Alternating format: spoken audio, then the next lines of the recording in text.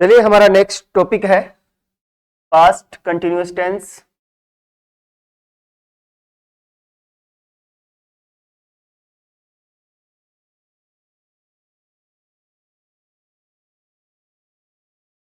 Past continuous tense, अगर हम past continuous tense की बात करें और इसमें अगर हम इसकी पहचान की बात करते हैं, इसकी बात करें, पहचान की बात करें, एक मिनट,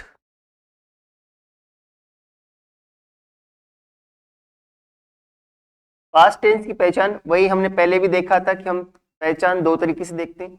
एक तो अगर हिंदी में बात किया आए तो पास्ट टेंस की क्या पहचान होती है, दूसरा अगर इंग्लिश में सेंटेंस आए तो उसकी क्या पहचान होती है। दोनों, यदि हिंदी में कोई वाक्य आ रहा है और उसके अंत में रहा था, रही थी, रहे थे या पा लिया,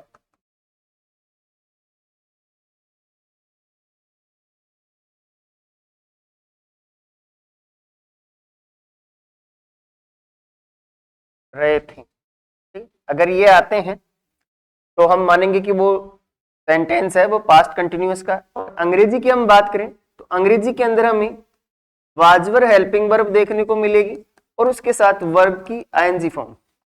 वर्ब की कौन सी फॉर्म देखने को मिलेगी? आईएनजी फॉर्म अपने को देखने को मिलेगी। अगर ये हमें कहीं पर मिलता है तो हम मानेंगे कि वो टेंस कौन सा है? पास्ट कंटिन्यूअस टेंस है। अगर हम इसके जनरल फॉर्मूले की बात करते हैं, इसकी बात करें, जनरल फॉर्मूले की बात करें, इसकी जनरल फॉर्मूला क्या होता है? इसका जनरल फॉर्मूला होता है इसका सब्जेक्ट, ठीक है, के बाद वाजवर, वाजवर के बाद वर्ब की आईएनजी फॉर्म और उसके बाद में अदर वर्ड्स, के बाद में अदर वर्ड्स। ये इसका जनरल फॉर्मूला होता है। अगर हम बात करें इसके यूजेज की, ये तो इसका क्या होता है? General formula. इसमें हम थोड़ा सा वाजवर को देख लेते हैं। यदि वाजवर, वाज किन के साथ आता है तो हम ध्यान रखेंगे सभी सिंगुलर, क्या कहेंगे? ऑल सिंगुलर सब्जेक्ट्स किसके साथ आएगा? सभी सिंगुलर सब्जेक्ट के साथ वाज आने वाला है। जैसे आई, शी, ही, इट, नेम, और जितने भी बचे हुए हैं सिंगुलर सब्जेक्ट्स हैं। पर्सन कोई सा भी उस बात से कोई माइंड नहीं रखता है पास्ट में, ठीक है। वर्क की बात करें हम, वर्क इनके साथ आएगा तो हम कहेंगे सभी प्लूरल सब्जेक्ट के साथ, सभी प्लूरल सब्जेक्ट्स के साथ, सब्जेक्ट्स के साथ वर आता है। जैसे वी, यू, दे, और सभी प्लूरल नाउन्स के साथ, और सभी ऑल प्लूरल नाउन्स, इनके साथ क्या आता है? वर आता है, ठीक है। ये बात समझ में? आगे चले, देखो हम पास्ट कंटिन्यूअस की अगर यूजेज की बात करें, यूजेज कहाँ होता है? ध्यान रखो, इस टेंस का प्रयोग ऐसे कार्यों के लिए होता है जो कि भूतकाल में लगातार चल रहे थे, किसी एक पॉइंट से शुरू हुए और दूसरे पॉइंट तक, यानी जब बात बोली गई तब तक चल रहे थे, ऐसे कार्यों के लिए होता है।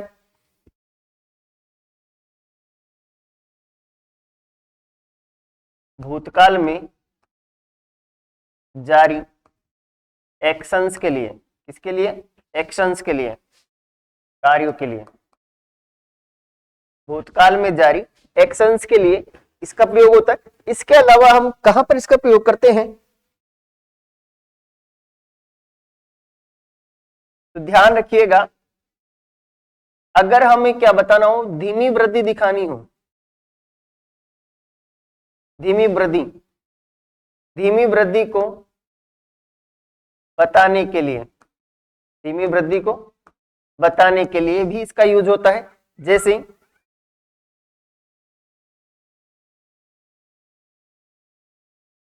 इट वाज गेटिंग डार्कर, यानी अंधेरा लगातार होता जा रहा है या लगातार अंधेरा होता जा रहा है, तो अंधेरा धीरे धीरे होता है। तो इस प्रकार से अगर धीमी वृद्धि होती है, धीमी वृद्धि किस में हो रही है, अंधेरे में, तो अगर डार्कनेस धीरे धीरे बढ़ रही है तो धीमी वृद्धि है। और धीमी वृद्धि को बताने के लिए किसका यूज करेंगे, पास्ट कंटिन्यूअस टेंस का। किसका यूज करेंगे, पास्ट कंटिन्यूअस टेंस का यूज करेंगे। इसके अलावा ध्यान रखिएगा, पास्ट कंटिन्यूअस टेंस का प्रयोग ऐसे हो, या देखो सुनो, यदि पास्ट में दो एक्शंस हो तो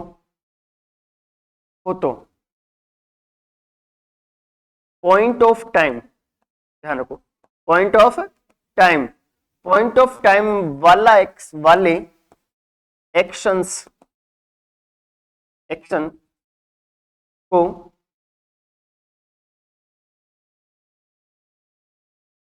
पास्ट इंडेफिनाइट व पीरियड ऑफ टाइम वाले एक्शन को, इसको वाले एक्शन को, पॉइंट ऑफ टाइम में कोई एक्शन होता है तो उसको पास्ट इंडेफिनिट में लिखेंगे, और पीरियड ऑफ टाइम में कोई एक्शन होता है तो उसको हम लिखेंगे पास्ट कंटिन्यूअस में। किसमें लिखेंगे, पास्ट कंटिन्यूअस में लिखेंगे, पास्ट कंटिन्यूअस में लिखते हैं। इसमें लिखते हैं, पास्ट कंटिन्यूअस में लिखते हैं। ध्यान रखो, हमने कहा कोई पास्ट एक्शन है, क्या है, पास्ट एक्शन है। ये दो प्रकार से हो सकते हैं। कैसे हो सकते हैं सर, ये पॉइंट ऑफ टाइम में हो सकते हैं। किसमें हो सकते हैं, पॉइंट ऑफ टाइम में हो सकते हैं, और किसमें हो सकते हैं, पीरियड ऑफ टाइम में हो सकते हैं। किसमें हो सकते हैं, पीरियड ऑफ टाइम में हो सकते हैं। जो पॉइंट ऑफ टाइम में होगा ना, उसको तो हम लिखेंगे पास्ट इंडेफिनिट में। इसमें लिखेंगे पास्ट इंडेफिनिट में, यानी कि सब्जेक्ट प्लस वर्ब की second plus other word, second form plus other word, इस वाले फॉर्मूले का यूज करेंगे। और यदि पीरियड ऑफ टाइम में कोई एक्शन होता है तो उसको हम लिखेंगे पास्ट कंटिन्यूअस में। इसमें लिखेंगे पास्ट कंटिन्यूअस में, यानी कि subject plus was verb plus verb की ING form plus other word, इस वाले फॉर्मूले का यूज करेंगे। अब बात यह है, यदि दो एक्शन पास्ट के एक साथ हुए हो, उनमें से एक पॉइंट ऑफ टाइम का हो और एक पीरियड ऑफ टाइम का हो, तो जो पॉइंट ऑफ टाइम का होगा उससे पहले हम वेन लगाएंगे। क्या लगाएंगे, वेन लगाएंगे। यदि एक क्या हो, पॉइंट ऑफ टाइम में हो, और एक तो क्या, एक के इसमें हो, पीरियड ऑफ टाइम में हो, तो वहां पर कंजक्शन कौन सा लगेगा, वेन। कौन सा लगेगा, वेन लगेगा।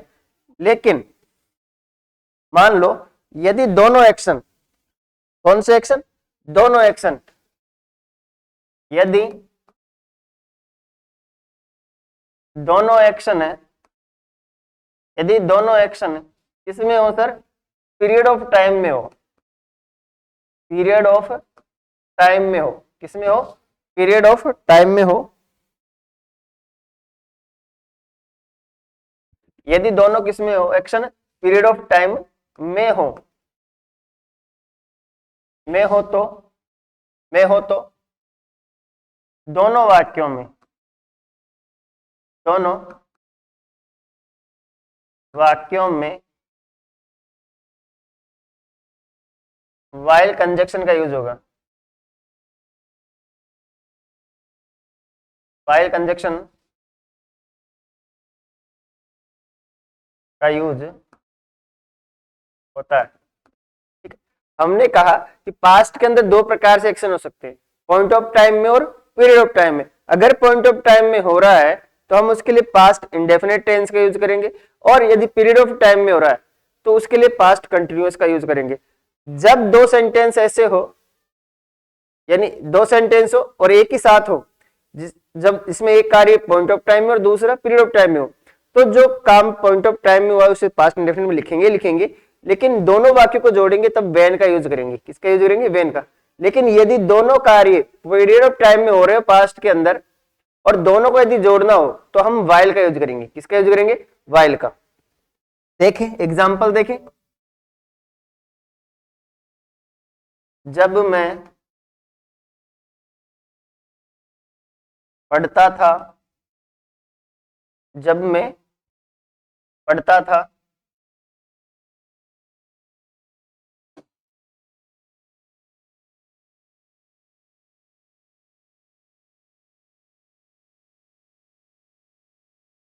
मेरी बहन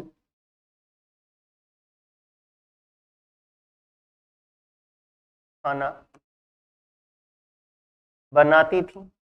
ठीक है, ये तो उसका हो ही गया, ये तो दोनों पॉइंट ऑफ टाइम के हो गए। लेकिन इसको भी देख लेते हैं एक बार।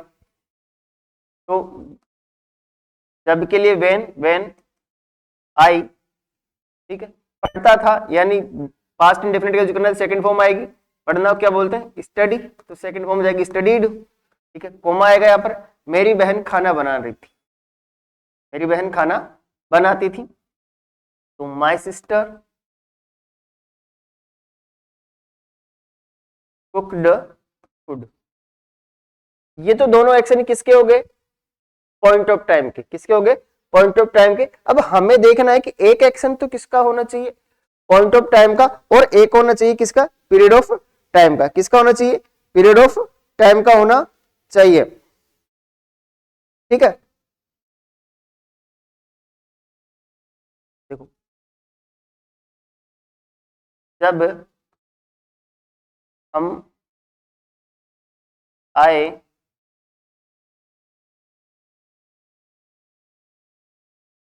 मेरे पिताजी पिताजी नोवेल पढ़ रहे थे। क्या कर रहे थे? नोवेल पढ़ रहे थे। जब हम आए मेरे पिताजी नोवेल पढ़ रहे थे। आने का काम ये हुआ किसमें? पॉइंट ऑफ टाइम में। किसमें हुआ ये? पॉइंट ऑफ टाइम में। ठीक है, और इसमें काम हो रहा पढ़ रहे थे यानी रेगुलर चल रहा है। तो ये किसमें हुआ? पीरियड ऑफ टाइम में। किसमें हुआ? पीरियड ऑफ टाइम के अंदर ये हुआ। तो जो पॉइंट ऑफ टाइम में हुआ इसके लिए तो हम करेंगे पास्ट इंडेफिनिट का यूज, और इसके लिए हम करेंगे किसका? पास्ट कंटिन्यूअस का यूज। तो पास्ट इंडेफिनिट जब हम इसको बनाएंगे तो जब के लिए क्या आएगा? व्हेन आएगा। तो लिखेंगे व्हेन वी, हम I N came, when we came. ठीक है, अब इसको मेरे पिताजी नोवेल पढ़ रहे थे, इसको बनाना है हमें किसमें? पास्ट कंटिन्यूअस में। और पास्ट कंटिन्यूअस का जनरल फॉर्मूला हम देख के आए थे। क्या देख के आए थे? Subject plus was were plus verb, was were plus verb की ING form plus other word. ये इसका जनरल फॉर्मूला था। तो हम इसी के हिसाब से बनाएंगे। तो मेरे पिताजी, my father, my father, was आएगा वाजवर में से। पढ़ना को क्या बोलते हैं? रीड बोलते हैं। रीड में आईएनजी लगाना है तो रीडिंग हो जाएगा। माय फादर वाज रीडिंग, क्या पढ़ रहे थे? नोवेल। इस तरीके से हो जाएगा। तो याद रखेंगे जब दो एक्शंस एक साथ हुए हो, उनमें से एक पॉइंट ऑफ टाइम में हो और एक पीरियड ऑफ टाइम में हो, तो पॉइंट ऑफ टाइम वाले एक्शन को हम लिखेंगे पास्ट इंडेफिनिट में, और पीरियड ऑफ टाइम वाले एक्शंस को हम लिखेंगे पास्ट कंटिन्यूअस के अंदर। किस में लिखेंगे? पास्ट कंटिन्यूअस में। आगे चलें, और क्या जब पास्ट के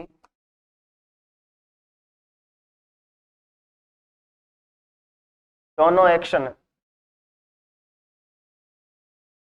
दोनों एक्शन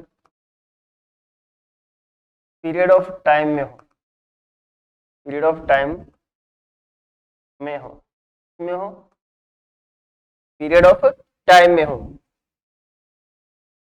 ठीक है, तो जैसे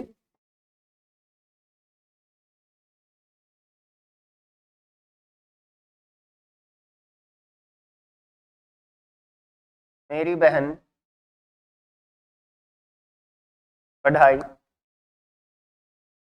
कर रही थी जबकि मैं टीवी देख रहा था। इसमें दो कार्य हो रहे, मेरी बहन के पढ़ाई करने का और मेरे टीवी देखने का। इन दोनों काम पास्ट के हैं, ये दोनों काम किसके हैं? पास्ट के हैं। तो दोनों काम किसके? पास्ट के, यानी कि पीरियड ऑफ टाइम में काम हो रहे हैं, तो दोनों के लिए पास्ट कंटिन्यूअस का यूज किया जाएगा। तो मेरी बहन पढ़ाई कर रही थी, my sister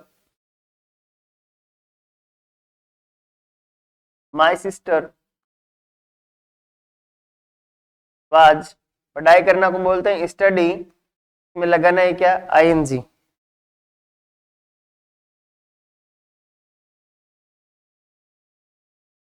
my sister was studying, ठीक, कॉमा की जगह कॉमा लगेगा, जबकि के लिए लगेगा वाइल, जबकि के लिए क्या लगेगा? वाइल लगेगा। तो उस समय क्या कर रहा था? मैं टीवी देख रहा था। I was watching TV, I was watching TV, my sister was studying while I was watching TV. तो क्या ध्यान रखना है हमें? यदि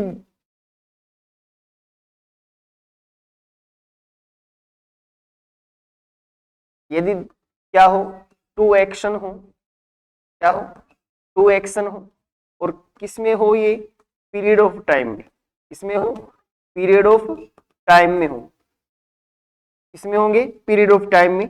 तो दोनों को ही लिखेंगे पास्ट कंटिन्यूअस में, इसमें लिखेंगे पास्ट कंटिन्यूअस में लिखेंगे। और इनके साथ जो कंजक्शन आएगा,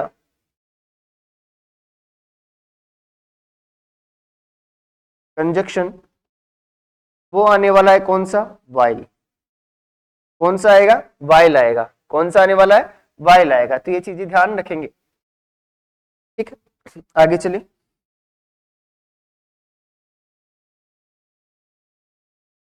अब हम बात करें इसके अंदर पास्ट कंटिन्यूअस में कुछ हिंट वर्ड्स भी होते हैं। क्या होते हैं? कुछ हिंट वर्ड्स भी होते हैं जो हमें बताते हैं कि पास्ट कंटिन्यूअस की गतिविधियां, जैसे at that moment,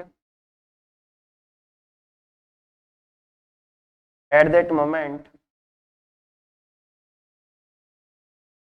in past, dose, dose के साथ डेज आ सकता है, ठीक है, ईयर आ सकता है, वीक आ सकता है, और देन, ठीक है।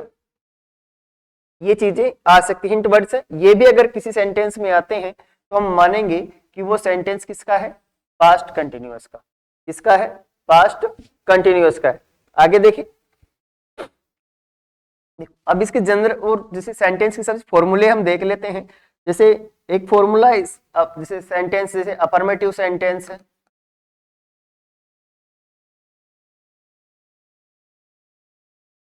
अफर्मेटिव सेंटेंस, सकारात्मक वाक्य बोलते हैं इसको। क्या बोलते हैं? सकारात्मक वाक्य इसको बोलते हैं। अफर्मेटिव सेंटेंस का फॉर्मूला, जनरल फॉर्मूला ये होता है, सब्जेक्ट, सब्जेक्ट प्लस, क्या लिख रहा हूं मैं, वाज वर्ब प्लस वर्ब की आईएनजी फॉर्म, ठीक है, और क्या करेंगे? Other word. क्या करेंगे? Other word. ये इसका क्या होता है? अफर्मेटिव सेंटेंस का फॉर्मूला होता है। साधारण वाक्य बनते हैं इसके अंदर, ठीक है, जैसे वह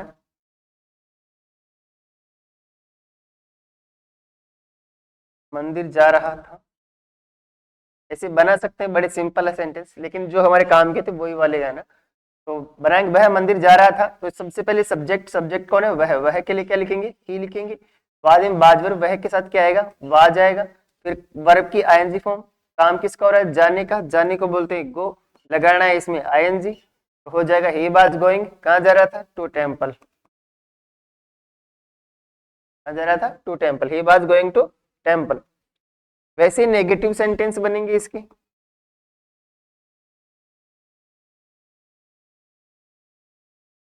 क्या बनेंगे? नेगेटिव सेंटेंस, नकारात्मक वाक्य बोलते हैं इसको। क्या बोलते हैं? नकारात्मक वाक्य इसको बोलते हैं। ठीक है, का जो फॉर्मूला होता है, सबसे पहले सब्जेक्ट,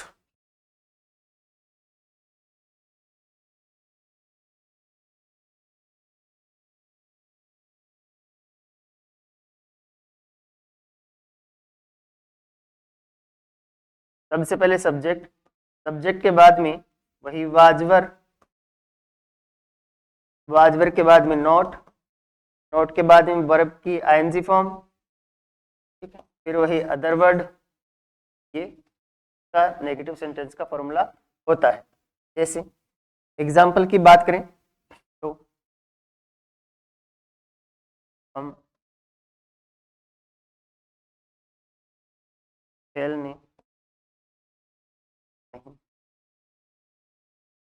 आ रहे थे, हम खेलने नहीं आ रहे थे, बनाएंगे इसको। सबसे पहले सब्जेक्ट, सब्जेक्ट कौन है? हमको बोलते हैं अंग्रेजी में वी। ठीक है, उसके बाद में वी के साथ वाजवर में से वर आता है, तो वर का यूज करेंगे। नेगेटिव सेंटेंस है तो नोट लगाएंगे। ठीक है, उसके बाद में वर्ब क्या है? काम किसका हो रहा है? आने का, तो वी आर नॉट कम, लगाना है ING. We are not coming, किसके लिए नहीं आ रहे थे? खेलने, तो to play. We are not coming to play, हम खेलने नहीं आ रहे थे। ठीक है, ये हो गया नेगेटिव सेंटेंस। अब हम देखें इसके interrogative sentence.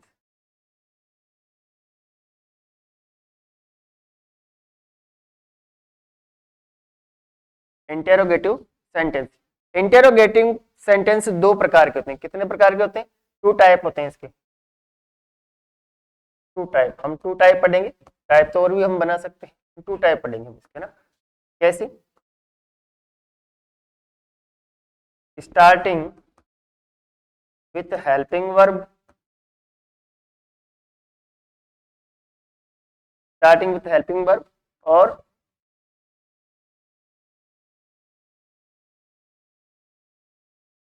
Starting with WH word,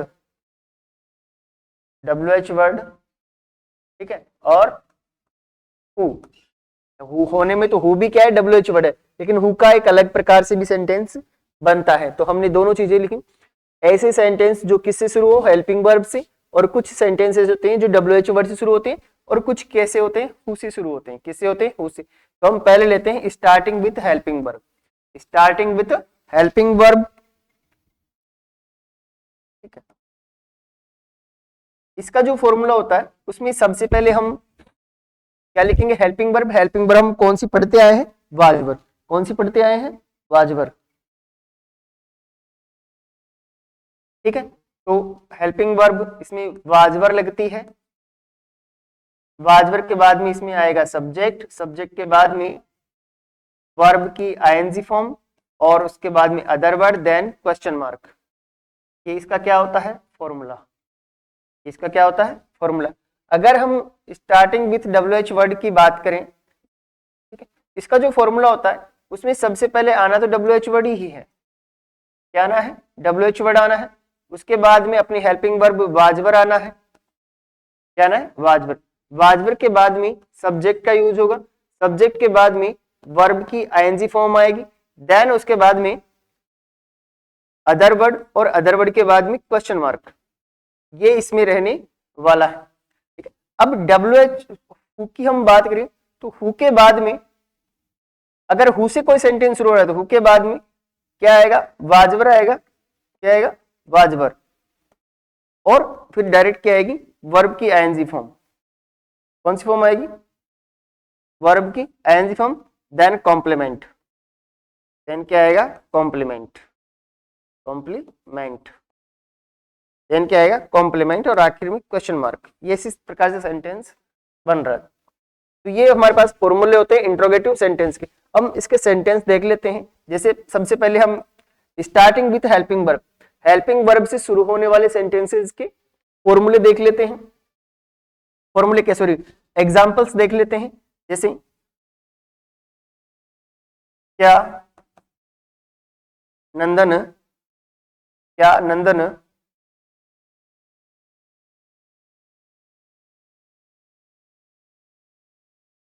coaching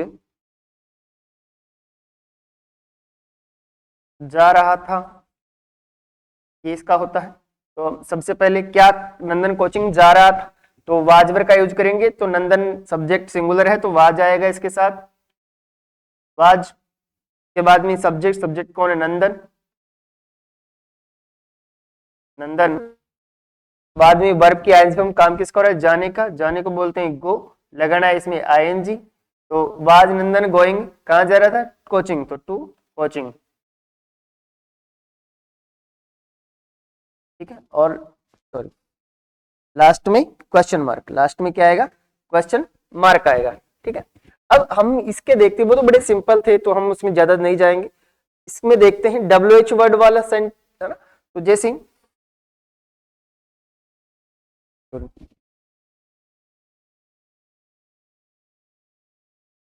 Rakesh कैसे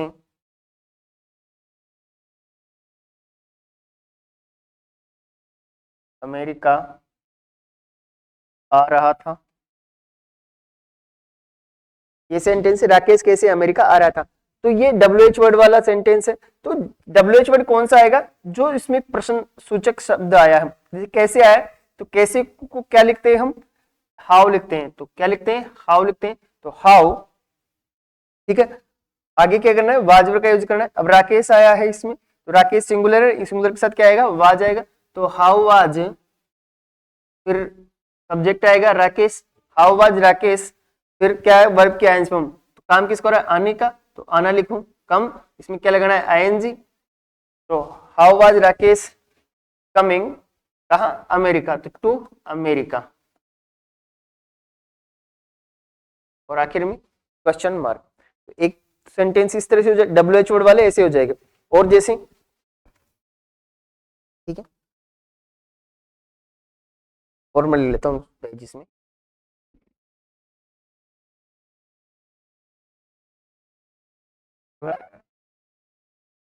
क्या पढ़ रहा था, वह क्या पढ़ रहा था, ठीक है, वह क्या पढ़ रहा था। इसको हम बनाएंगे, तो जैसे सॉरी, वर्ड कौन सा आएगा, क्या, क्या के लिए क्या लिखते हैं हम, वाट, क्या लिखते हैं, वाट, ठीक। तो सब्जेक्ट कौन सा है, वह के बाद में वह के लिए हेल्पिंग वर्ब कौन सी आएगी, वाज आएगी। तो वाट वाज, ठीक है, वह के लिए ही, वाट वाज ही,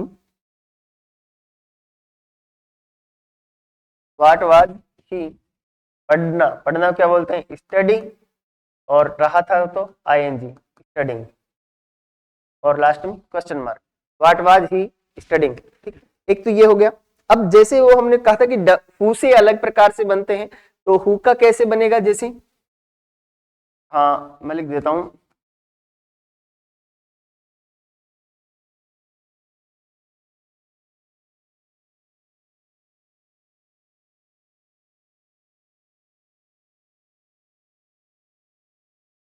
कौन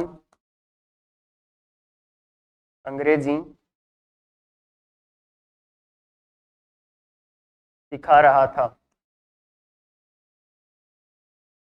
कौन अंग्रेजी सिखा रहा था, या अंग्रेजी कौन सिखा रहा था, सेंटेंस तो वैसे बनेगा। सॉरी, इसको मैं सही लिख देता हूँ, अशुद्ध हो जाएगा ना। तो अंग्रेजी कौन सिखा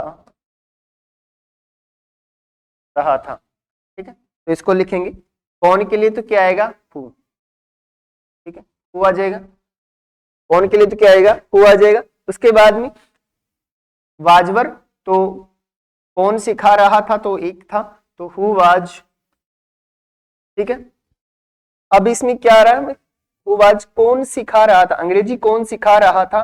सब्जेक्ट हमारे पास नहीं है, तो इसमें डायरेक्टली क्या आएगी, इसमें वर्ब आएगी, who was teaching, who was teaching. अब बचा क्या है इसमें, इंग्लिश, तो इंग्लिश लिखेंगे, हु वाज टीचिंग इंग्लिश। ऐसे वाले जो सेंटेंस थे हमारे पास, इसमें हमारे पास क्या नहीं है, सब्जेक्ट नहीं है। सब्जेक्ट नहीं है तो हमारे पास डायरेक्टली क्या आएगी, वर्ब आएगी। तो ध्यान रखिएगा ऐसे सेंटेंस में ना। ठीक है, इस प्रकार से हमारा ये जो पास्ट कंटिन्यूअस टेंस था ये कंप्लीट हो गया है। ठीक है, ज्यादा बड़ा वीडियो हो जाएगा तो आज के लिए इतने काफी। बहुत बहुत धन्यवाद हम लोगों से जुड़ने के लिए। वीडियो पसंद आए तो चैनल को लाइक करें, सब्सक्राइब करें और अपने दोस्तों के पास शेयर करें। Thank you.